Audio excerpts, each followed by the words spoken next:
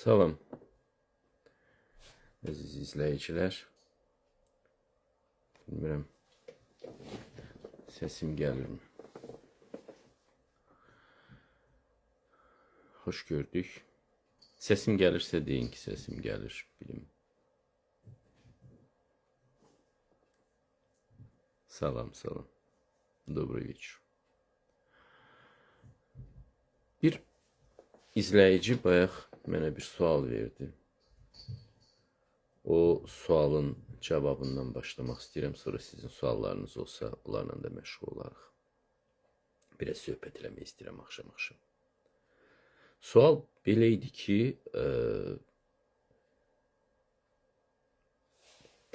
səssizlik və sükut nə deməkdir insan həyatında?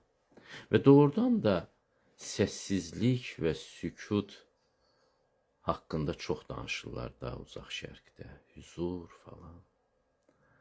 Niyə görə bu qədər önəmli bir mövzudur? Səssizlik və sükut. Məsələ burasındadır ki, bizim içimizdə o qədər səs-küy var ki, bizim içimizdə o qədər artıq səslər var, fikirlər var. Biz yoruluruq özümüzdən.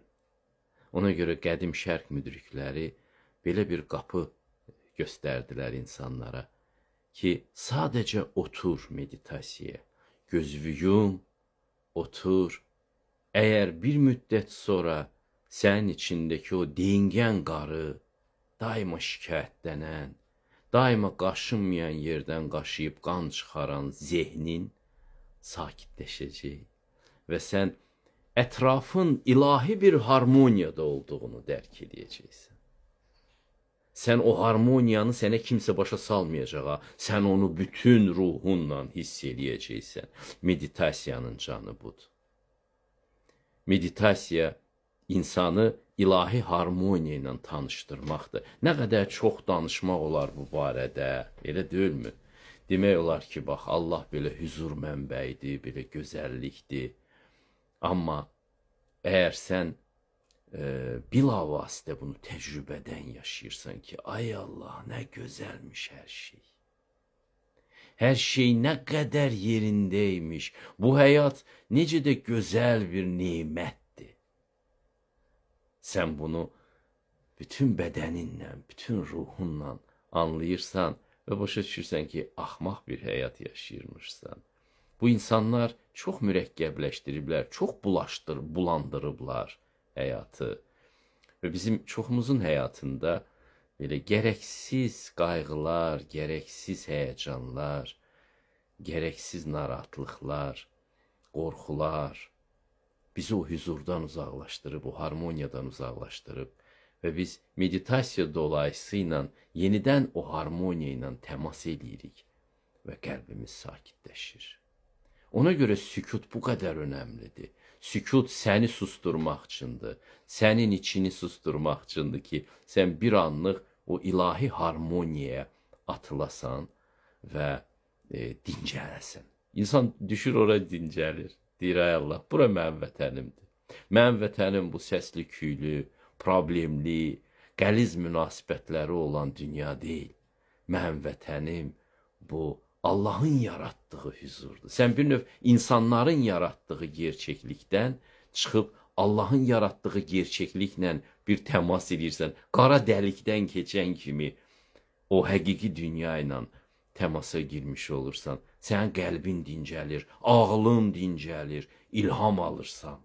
Gerçəkdən, məsələn, mən yorulanda sakitləşirəm. Öz qəlbimdə təmasa girirəm, görürəm ki, hər şey çox gözəlmiş. Tez-tez insan duş aldığı kimi, əl üzünü yuduğu kimi, beləcə girməlidir o sükutun içinə, yuyunmalıdır bu səsdən, küydən. Adamların həyatında harmoniya azdır. Ona görə müalicə eləyə bilmirlər bir-birlərini əksinə daha da xəstələndirirlər. O harmoniyanı biz hardan ala bilərik? O harmoniyanı biz yarada bilmərik. O harmoniya var bizim ətrafımızda. O harmoniyanı Allah yaradıbdır. Başı pozulmuş adam təbiətə baxanda da ona elə gəlir ki, təbiətdə dəhşət hökm sürür. İnanın ki təbiətin bütün o yırtıcılıq həyatına rağmen, o biyoloji mübarizəsinə rağmen hamısının üstündə bir leytmotiv musiqi kimi həzin bir harmoniya melodiyası çalınır. Ora girənlər onu dərk eləyirlər. Bizə vaxtaşırı günün müxtəlif vaxtlarında o harmoniya ilə təmasa girmək lazımdır ki, həyatımızı xoşbaxt yaşaya bilək. Çox dissonans, çox falş, saxta səslərin içərisində biz də kompasımızın yönünü itiririk və yanlış yerlərə doğru yaşamağa başlayırıq. Ona görə həyatınızda hüzur olsun tez-tez və onu bərpa eləyin tez-tez ki, oradan şey götürün özünüzə. Nə deyir adı? Kök götürün. O musiqi alətlərində çalanlar bilirlər ki, mütləq bir kamürton lazımdır musiqini kökləmək üçün. Məsələn, sazı kökləyirsən, tarı kökləyirsən, gitaranı kökləyirsən, mütləq bir sabit səs lazımdır ki, ona baxıb, onu dinləyib, simlərvi kökləyəsən, sonra gözəl musiqi çalasan. İnsan qəlbi də kökünü sükutdan götürür. O sükutdaki harmoniya hissindən, o blajenstvo deyirlər ruslar. Oradan götürürlər. Onu hər kəsə arzu eləyirəm. Sadəcə sakitləşməyiniz bəs eləyir ki, mutluluğu hiss eləyəsiniz. Belə bu fikri çatdırmaq istədim. Bayaq birisi yazmışdı. Ona görə açdım bu şeyi. İndi baxım görüm siz nə suallar yazmışsınız.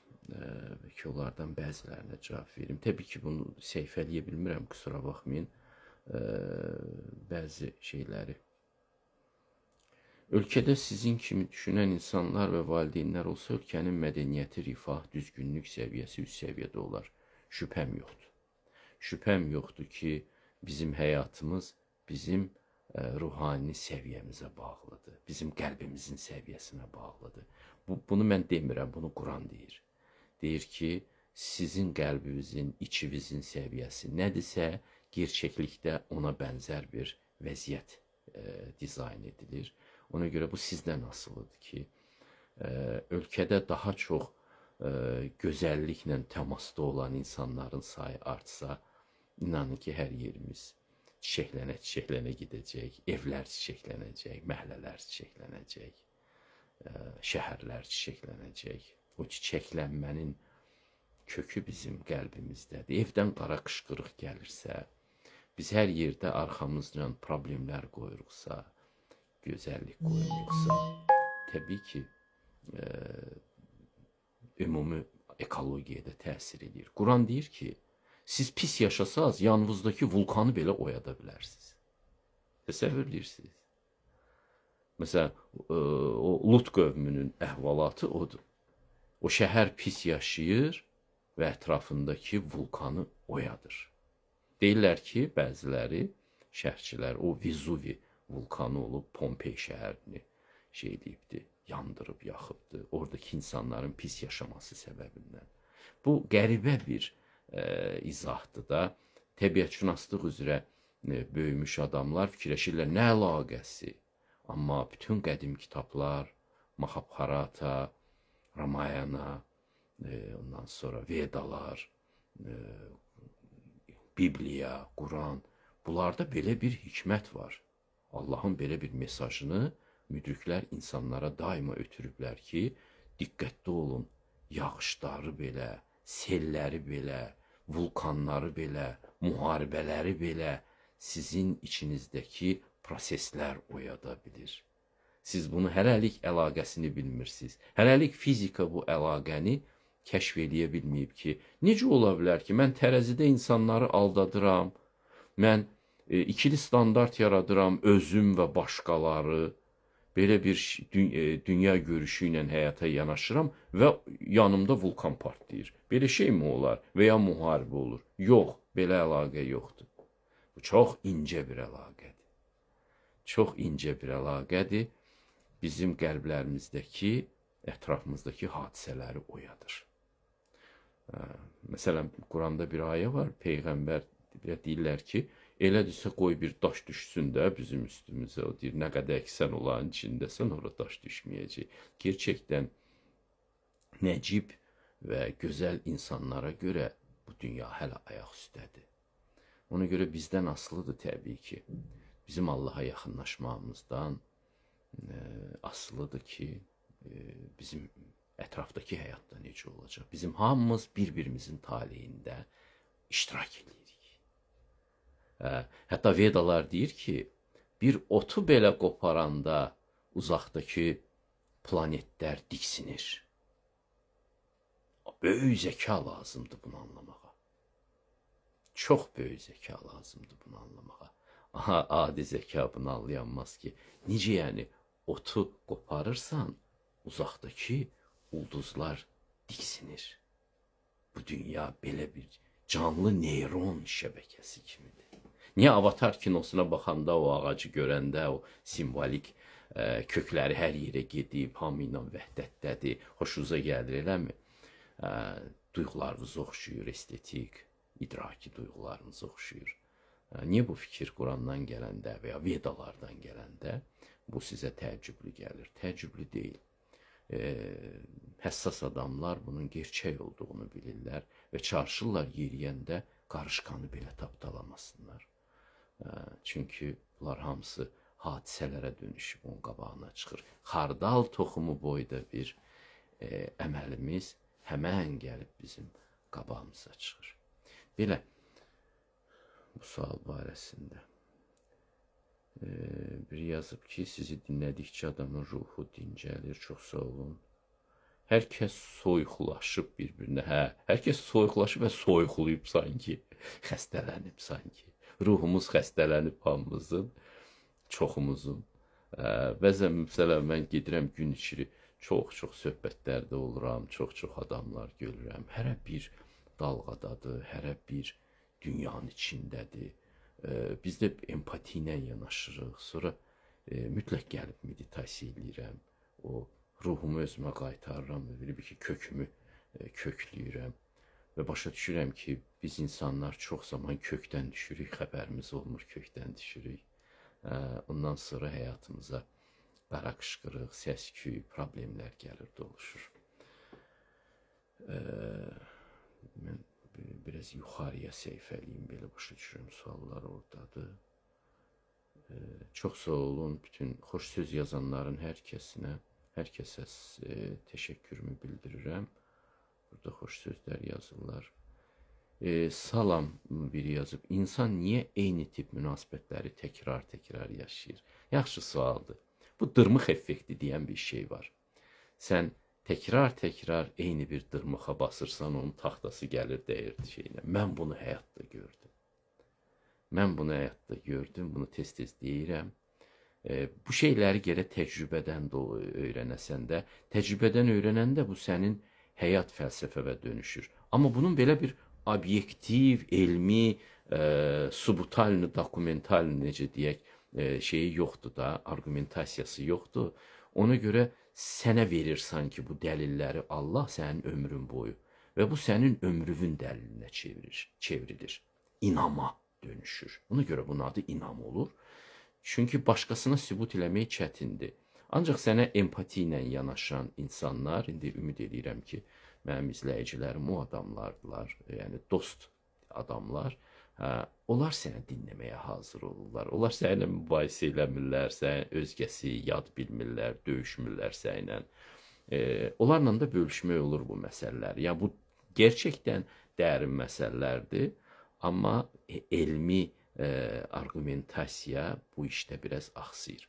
Lakin mən öz həyatımda gördüm ki, məsələn, kimlərlə dostluq eləyirdim, biri gördüm, eyni bir axmaq situasiyaya düşürəm cavanlığımda. Fikirləşirdim ki, deyəsən, deyingən bir adama dönüşəcəm, deyəcəm, bu nədir, mənə rast gələnlər elə hamısı belə olurmuş falan. Bir-iki dəfə çox belə acı yaşadım mən bunu. Məsələn, bir nəfərlə küsüşdüm, dostum idi. Hardasa 7-10 il hardasa ürəyimdə o adama qarşı acıq qaldı. 10 neçə ildən sonra sağaldı o. Özüm də təəccübləndim. Sonra başqa bir adamlarla dostluq elədim. Onlarla ayrılıq da hardasa bir 3 il məni həyəcanlandırdı. Sonra o ilə də bitdi şükür Allaha. İndi heç kimlə başa düşdüm ki, səhv məndədir. Mən səhv eləyirəm. Mən eyni tip münasibətləri həyata gətirirəm. O da niyə görə? Çünki mənim anlamadığım şeylər var, bilmədiyim şeylər var. Allah da eyni tip problemi mənim üçün gətirir, qaytarır ki, mən onu həll eləyib o dairədən çıxmaq öyrənim. Biz dərsimizi həll eləməyəndə, tutalım bir loqaritma bəhsini bilmiriksə, Allah müəllim kimi gətirir belə qabağımıza bir məktub kağızda qoyur. Açırsan baxırsan ki, loqaritmik məsələ. Məcbursan o həll eləyəsən, misal. Qaytarır. Hansı yerə gedirsən, loqaritmik misal görürsən. Başa düşürsən ki, bu dərsi hələ keçməmsən, ona görə qarşıva çıxaracaq. Günlərin bir günü daxılı açanda görəcəksinizsə ki, orada trigonometriyə aid bir misal var. Sevinin, loqaritmadan canınız qurtardı. Amma yeni bir səhifə açıldı. Bu dəfə trigonometrik misalları öyrədəcək sizə Allah. Beləcə, o sanki riyaziyyat kursunu sizə öyrətməyə çalışır. Müdriklüyün yolu sonsuzdur.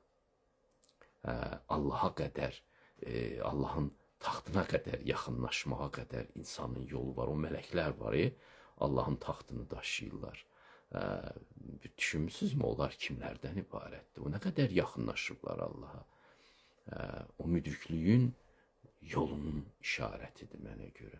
İnsan nə qədər müdriklükdə irəliləyə bilirsə, bir o qədər Allah onun məqamını ucaldır və deyir ki, bax, davam eləginən, davam eləginən. Dünyada ən böyük nailiyyət həqiqəti dərk etmək yolunda irəliləməkdir. Biz ümumiyyətlə bu dünyaya bunun üçün gəlirik. Bunun üçün gəlirik və yol da çox uzundur. Bəlkə bir ömrə bunu keçmək mümkün deyil. Amma heç kim yorulmasın, heç kim ümiddən düşməsin. Bu səbəbdən bax, təkrar misallar olur. Mən bir sıra misallarımı qapatmışam şükür Allaha. Amma məni irəlidə çoxlu misallar gözləyir. İndi də bəzilərinin üzərində işləyirəm. Amma artıq belə təbəssümlə işləyirəm. Çünki bilirəm ki, bunu göndərən Allahdır. O mənim müəllimimdir.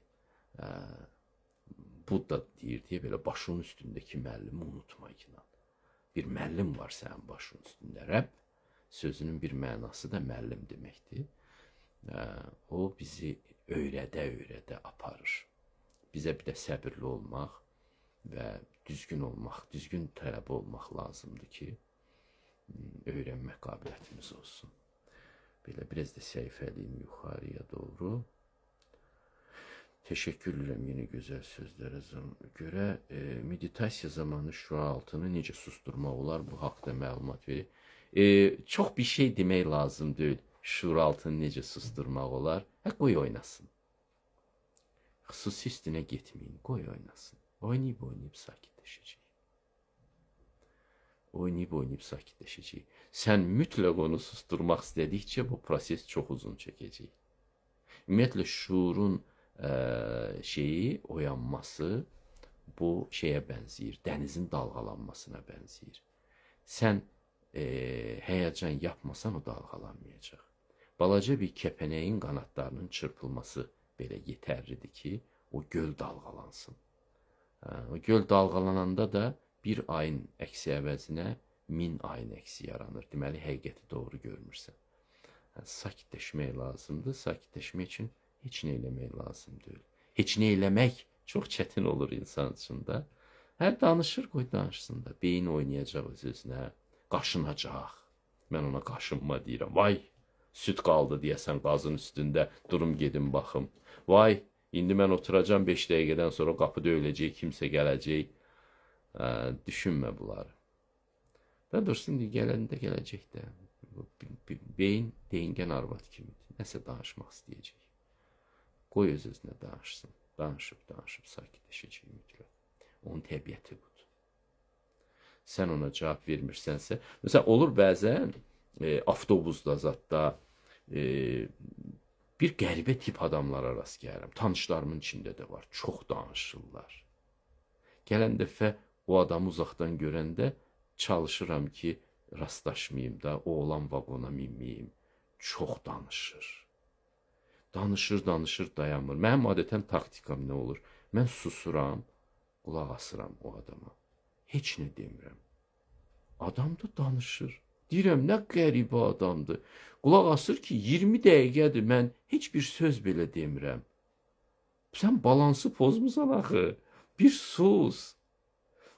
Bir mənim reaksiyama bax, adam duyarlı deyil. Adam xəstədir.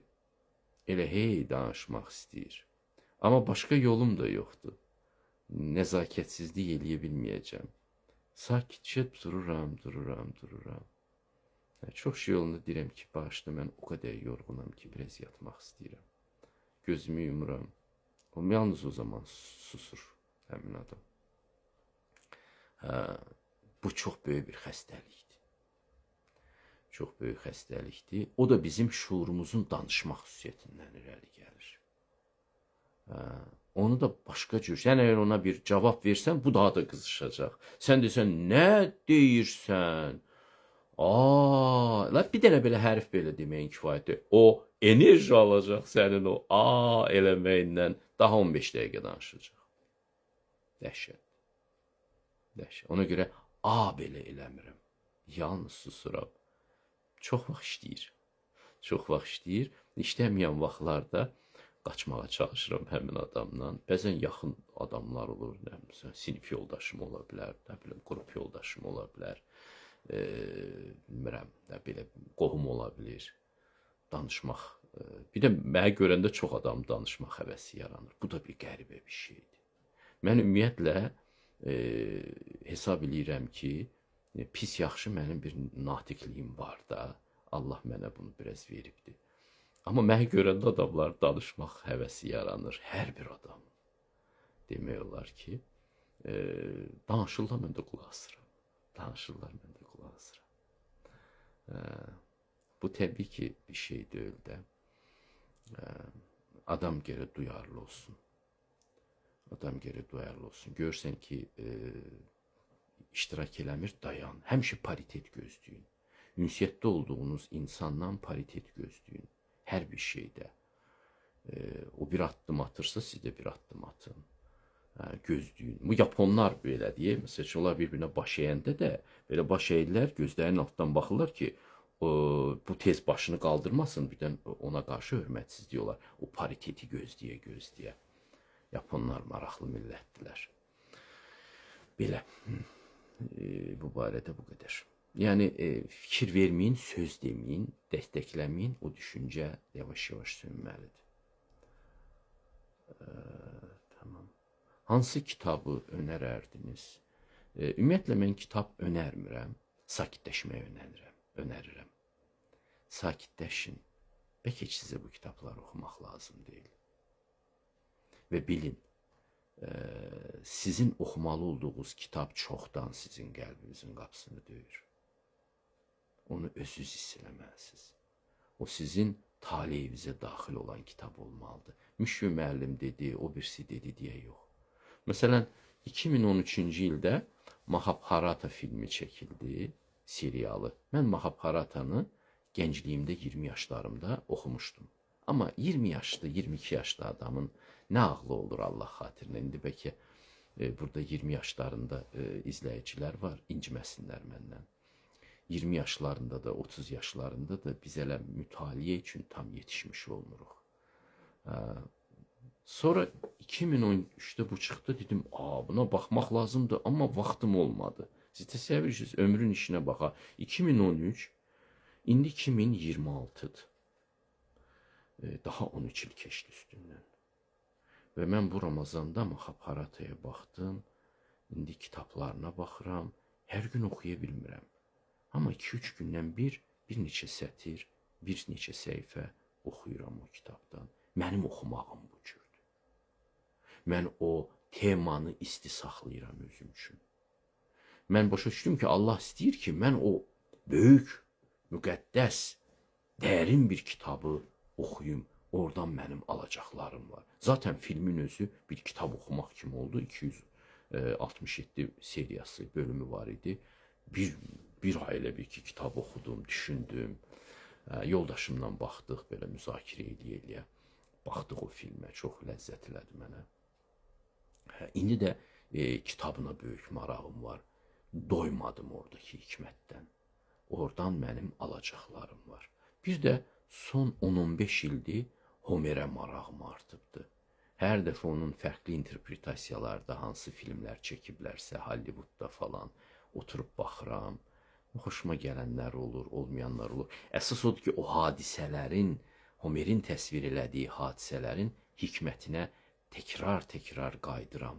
Alacaqlarım var mənim orada. Bir də ağlımın bir köşəsində Dante'nin ilahi komediyasını oxumaq keçir. Mən elə gəlir, mütləq mən ölməmişdən əvvəl o kitabı oxuyub öyrənməm lazım olacaq.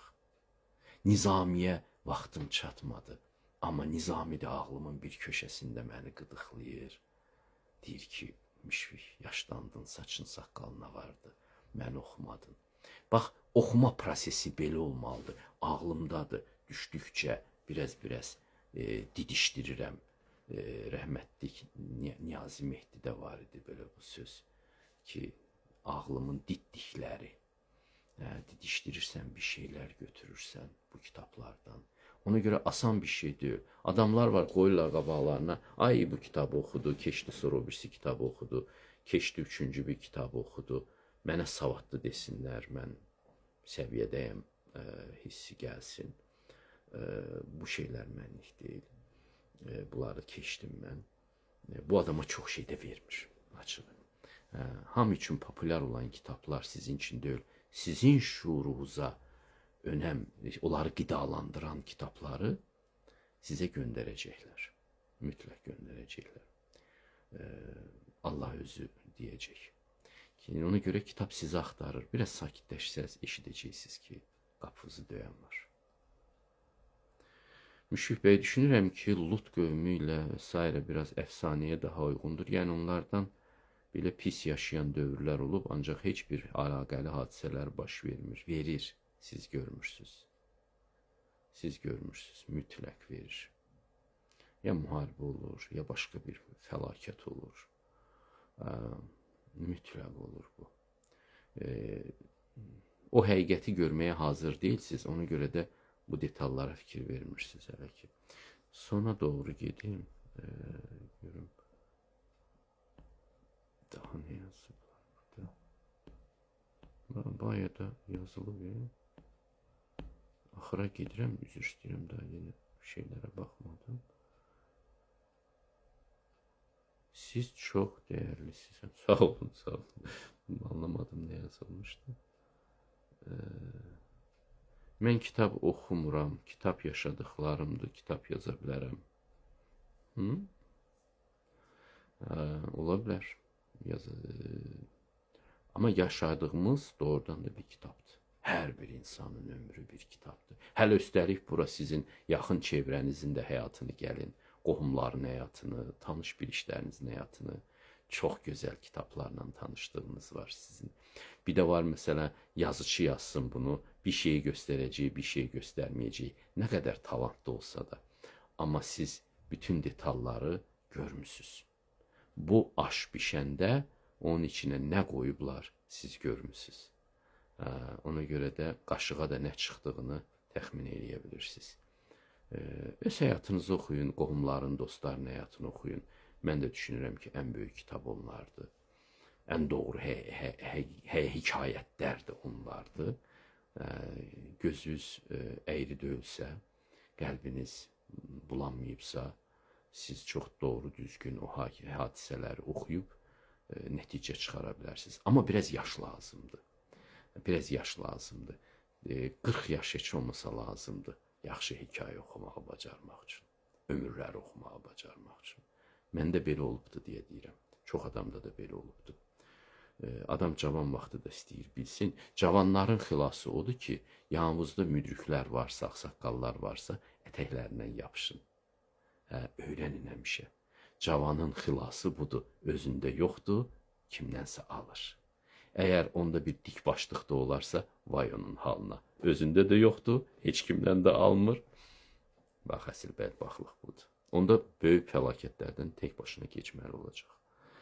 Salam, salam, hər kəs salam yazırlar.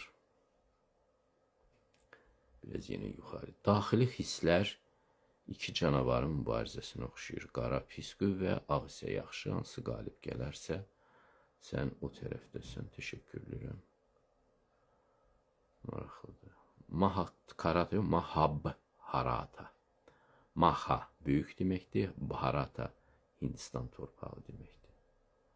Hocam, insan var ki, görsən ki, bu bir yanlışı edir, amma hər kəs içində heç kəs o şeyi etməyib ki, davranır və bu mənə qəribə gəlir ki, necə olur ki, axı bir bu səhvi edirsən, amma sabah başqasını buna irad tutur. Kör köra kör deməsə bağrı çatlar deyə bir misal var bizdə. Biz öz səhvlərimizi özümüzdə deyil, başqasında daha gözəl görürük. Belə bir xüsusiyyətimiz var bizim. Özümüzdə görə bilmirik o səhvi, özümüzə qıymırıq. Biz yaxşıyıq axı. Biz yaxşıyıq, biz gözəlik. Biz əzizik. Biz qələt eləmirik. Qələt ancaq başqaları eləyir. Başqalarında belə çox titiz oluruq. Onda başa düşürsən ki, bu başqaları sənin həyatında Allahın lütfüdür. Əslində, güzgü kimi göndərilir sənə ki, sən öz səhvləri özündə görmürsənsə də, başqasında gör də. Başqasında gör, sonra fikirləşsən də, yoxdur mu bu? İndi bunu necə eləmək olar bu prosesi də? Bilirsinizmi, başqası desə, mən deyim, bir başqası desin, bir kitabdan oxuyasınız ki, özünə diqqətli yanaş falan. Dindarlar elə bilirsiniz ki, bula bilmirlər. Əksər dindarlar bilir ki, and olsun özünü qınayan nəfsə adlı bir ayə var. Qınasınlar özlərini, amma insan bunu edə bilmir. Bunu etmək üçün nə lazımdır? Çoxlu xeyir işlər görməlisiniz. Xeyir işlər xəbəriniz yoxdur sizi necə təmizləyir. Ən azı sizin qəlbinizi, ürəyinizi aktiv fazaya gətirir. Sizə ürəyiniz çıraq olub işıqlandırmalıdır qarşınızı. Sizin səhvlərinizi sizə göstərməlidir. Ürəyiniz işləmir. Ürək işləmədiyi üçün hardan biləsən? Məsələn, araba sürürsən, orada priborlar var da, cihazlar var. Oradan bilirsən ki, məsələn, motorun istiliyi nə qədərdir. Qaynatmır ki, antifriz.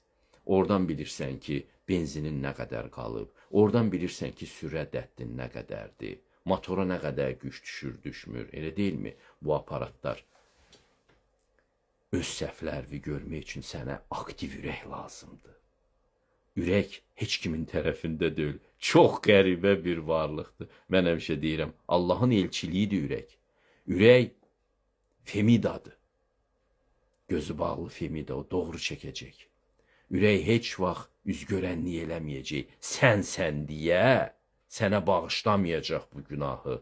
Ürək sənə deyəcək ki, ay müşfiq, özü ağıllı sayırsan, özü ədalətli sayırsan, müdrik sayırsan, amma böyük qələt elədin burada. Və sən heç cürə qaça bilməyəcəksən ürəyin bu ittihamından. Sənin ürəyin pərtlik şəklində bunu sənə çatdıracaq. Amma insanlar var, qazıyıb çıxarırlar öz ürəklərini, narahat eləməsin bunu. Mən adamlar eşitmişəm cavanlığımda, belə bağıra-bağıra deyirdi, ürəyin nazı ilə oynamazlar. Elə də böyüdülər o adamlar. Ürəklərini qazıyıb çıxartdılar, ürəklərini dinləmədilər. Ürək isə o min axtaran olur, belə diqqətlə qoyursan qulağına, səs gələndə deyirsən, demə, burada metal var. Ürək belə bir aparatdır, səhv axtarandır. Səhvlər eləyəndə sənə deyir. İnsanın ürəyi aktiv olmayanda onun gözü ancaq aktiv olur. O da başqalarında görür o səhvi. Bunun bir faydası çox deyil. Ürəyinizi xeyir əməllərlə təmizləyin, aktivləşdirin ki, ürəyiniz sizi yarı yolda qoymasın, kömək eləsin, səhvlərinizi desin sizə. Oruç tutun tez-tez, meditasiya eləyin, o bayaq dediyim o hüzurdan qidalanın ki, ürəyiniz qidalansın. Müqəddəs kitablar oxuyun ki, ürəyiniz qidalansın. Ürəyi distrofiya vəziyyətinə qoymuşuq. Müasir sivilizasiyanın ən böyük problemi köklük problemidir. Qarnımız doludur həmişə. Amma çox adamın ürəyi acdır. Belə qəribə bir binokulla baxsaq insanlara, ruhun gözü ilə, Görəcəksən ki, insanların bədəni toxdur, ruhları isə acdır. Ürək də həqiqətdən qida almayanda aktiv fazadan ölü fazaya keçir. Təbiətdə var belə şeylər. Elə heyvanlar var ki, baxmışam, balıqlarda, suda yaşayan varlıqlardır. Onlar ölüyə dönürlər demək olar ki. Tamam ölürlər elə bir ki, sonra vəziyyət dəyişəndə dirilirlər təzədən. Deyirsən ki, ölü idi, bu necə dirildi? Ürək də bax bunun simvoludur. Ürək görəndə ki, qida yoxdur, bu adam həqiqət yolları ilə getmir, tamam ölür. Amma onu həmişə diriltmək olar. Tövbə odur. Tövbə ürəyi diriltmə əməlidir. Ona görə çox təmizlənmə işləri ilə məşğul olmaq lazımdır həmişə. Oruç tutmaq, namaz qılmaq, xeyir əməllər eləmək. Bu praktikalar ürəyi təmizləyir və ürək bizim dostumuz olur. Kömək eləyir, bizə deyir ki, bax, burada sən səhv edirsən. Belə. Onda bu yanlışı eləmirik biz. 39 yaşım var, amma özgüvən əksikliyi var. Normaldır, məndə də 40 yaşımda da özgüvən əksikliyi vardı, 50 yaşımda da özgüvən əksikliyi vardı. Siz normal insansınız, ürəyiniz sizə normal siqnallar verir. İndi yaxşı, özgüvən nə zaman olur? Siz gərək ürəyinizi dərk eləyəsiniz də. Özünüzü dərk eləmək üçün sizə Quran kimi, Vedalar kimi, Bibliya kimi kitablar kömək eləyə bilər. Bu kitabların sirri, gözəlliyi bundadır ki, burada hadisələr danışılır. Belə zahiri ağılla, rasional ağılla baxsan deyəcəksən, nə deyə bu kitablarda qaramat-qaramat söhbətlər, keçmişin hadisələri, nə bilim, Lut qövmü belə getdi, Nuh belə gəldi. Yox, bu ştirik söhbətləri zahirisi çox belə sadə və adi görünür. Amma bunun içərisinə girə bilsəniz, burada çox dərin mətləblər var. Çox dərin mətləblər var. Bunlar sizin ürəyinizi aktivləşdirir. Ürəyinizi aktivləşdirir və sizi Allaha yaxınlaşdırır. Siz özünüzü anlamağa başlayanda, Allahı tanıyanda özgüvəniniz gələcək. Sizin özgüvəniniz yox, sizin Allaha güvəniniz yaranacaq. Özünüzə necə güvənə bilərsiniz ki? 3-4 kiloluq belə ətcə balaydınız, gəlmişdiniz bu dünyaya. İndi 60-70, nə bilim, 90-100 kiloluq bir varlıqsınız. Sonra birazdan əriyib yenə torpağa qarışacaqsınız. Bunun nəyinə güvənəsən? Güvənəcəksənsə, Allaha güvənəcəksən. Allahı tanımır deyə ürəyiniz özgüvənsizlikdədir. Və bu özgüvənsizlik sizə bir alarmdır. Bir xatırlamadır ki, deyir, ey müşfiq, sən güvənlik səltənətinə getmək istəmirsən hələ də. Hələ də yırğalana qalacaqsan bu dünyada. Sən möhkəm bir lövbərin harda olduğunu, sabit bir sahilin harda olduğunu tanımaq istəmirsən. Və Allahı tanıyanda Allaha güvənmək, Allaha sığınmaq sizə özgüvən gətirir. Bilirsən ki, sənin Allahın var. Və onlar bu dünyada heç nəyi zəif sala bilməzlər ayəsi var. Heç kim həqiqəti yer üzündə zəif sala bilməz. Heç kim ədalətin üstünə toz qondura bilməz. Bunlar sarsılmaz bir dəyərlərdir.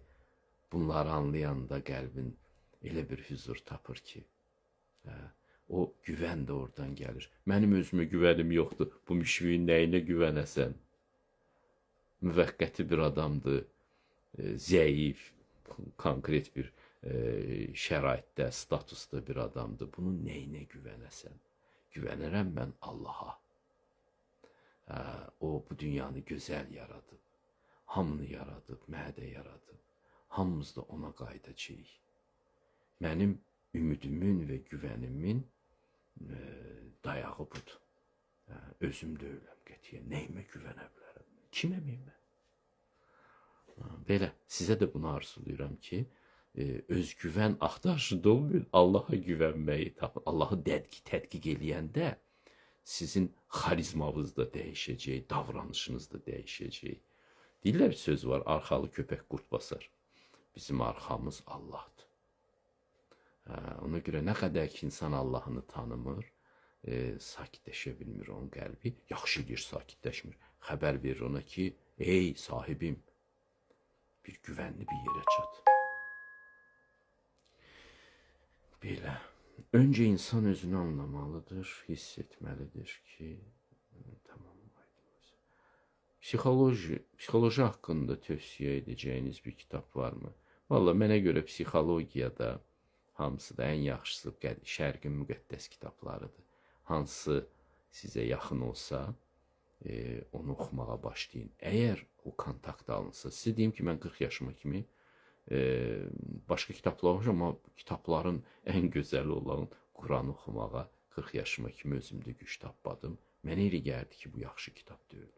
40-dan sonra mən o kitabın gözəlliyini kəşf elədim. Onu kəşf eləyəndən sonra qayıtdım, yenə bütün bu Şərqin digər müqəddəs kitablarını oxudum. Dedim, hamısı elə bir şey deyirmiş ki. Nə yaxşı ki, həqiqət bir imiş, iki deyilmiş. Və həqiqət insanilik haqqındaymış. Biz yer üzünə insan olmaq üçün gəlirik. Həyatın sirrini deyim sizə. Biz insan olmaq üçün gəlmişik. Adımızdadır gizli bizim həyatımızın sirri. Və insan olmağı bir ömür boyu öyrənə bilməyən adam şey olur. Nə deyir onun adı? Bir dəqiqə istəyirəm. İnsan olmağı öyrənə bilməyən adam ya gülünc olur, ya qorxunc olur. Ya yaxındakı adamlara əzab verir, ya da belə özü də özünə gülünc olur. Biz yalnız insan olanda ləyaqətimizi bərpa edirik, hörmətə, heyrətə layiq oluruq. Yəni nədir bu? Ədalətli olmaq, mərhəmətli olmaq, müdrik olmaq, insansevər olmaq, xeyirli olmaq. Bütün bunlar hamısı insanilik anlayışına gəlir çıxır. Konfutsi ömrü boyu tələbələrinə deyirdi ki, sizin burada bir missiyanız var, insan olmaq.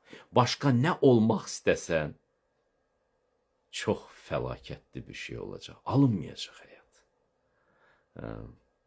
Ona görə psixologiyanın sirri budur. Sən insan olmasan, mütləq xəstə hiss edəcəksən özünü. Bütün ətrafındakı hadisələr də sənə bunu xatırladacaq ki, hüzurun yoxdur sənin. Belə. Öz hisslərimizi necə idarə edək, sakitləşmək lazımdır. Sakitləşmək lazımdır, həşiri dayandırmaq lazımdır. Ancaq sakitləşəndə ağlın başına top eləyirsən və idarə edə bilirsən. Səni həmişə həşirə salıb, başına çatı salıb sürüyürlər. Həşirə düşməyəsən gərək. Həşirə düşsən səni sürüyəcəklər. Bir sufi pritçası vardı. Çoxunuz bəlkə də eşitmişsiniz, onu təkrar danışaram. Bir oğlan evdən buna pul verirlər. Bu gəlir bazara ki, bir keçi alsın. Bazarda bunu razvadit eləyirlər də, fırladırlar, doluyurlar. Buna bir keçi verirlər. Sonra yolda oğrular keçini açıb buraxırlar. Bir söz boynuna bağlayır. Bu da biri baxır ki, dartanda bir adam var keçi əvəzinə. Deyir, vay adam çox sağ ol, məni bir cadügər tilsimləmişdi.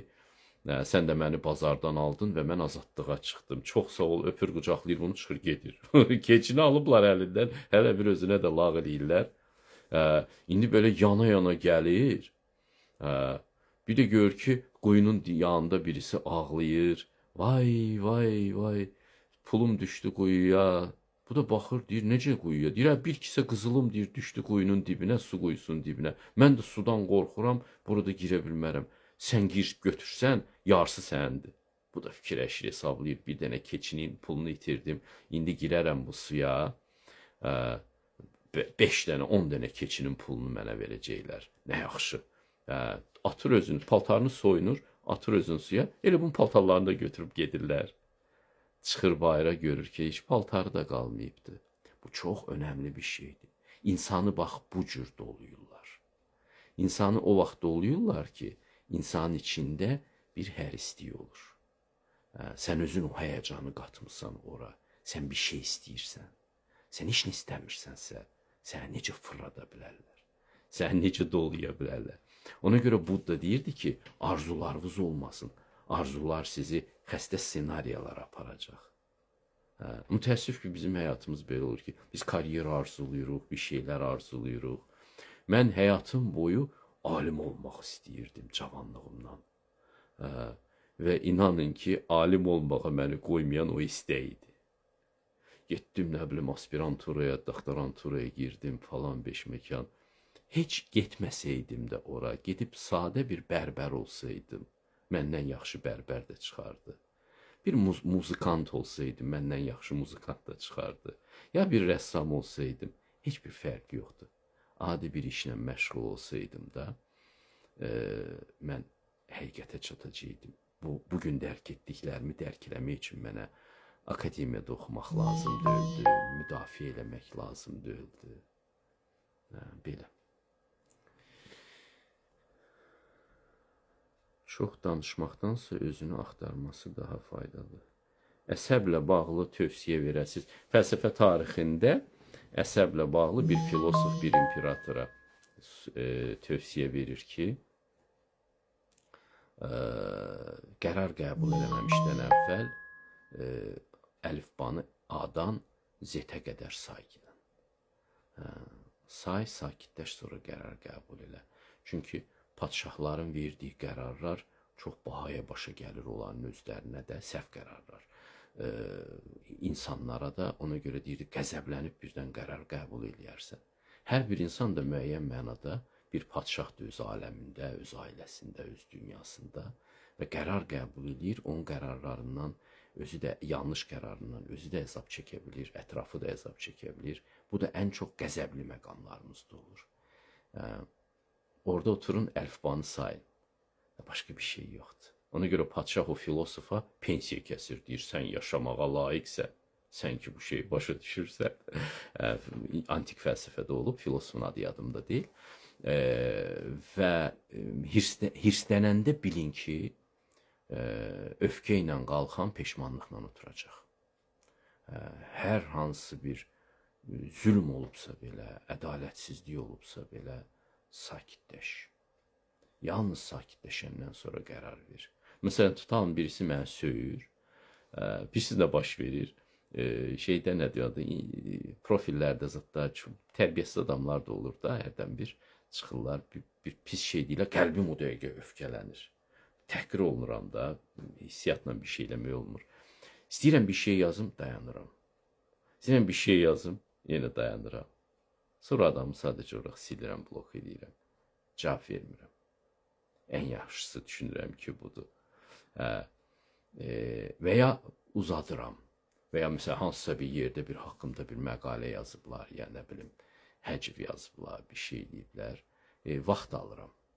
Vaxt alıram qəlbim sakitləşənə qədər. Sakitləşəndən sonra çox vaxt düşünürəm ki, cavab verməsəm daha yaxşıdır. İt ürər, karvan keçər misalı ilə. Amma cavab verməyə qərarına gələndə həmişə test edirəm ki, qəlbim hirsli deyil ki. Hirsli deyilsə, yaxşı cavab verəcək. O cavabdan bəlkə o adam da fayda götürə bilər. Amma qəlbim hirsli olanda o cavabı vermişəmsə, mühtəmələn mən onu incitmək istəyirəm.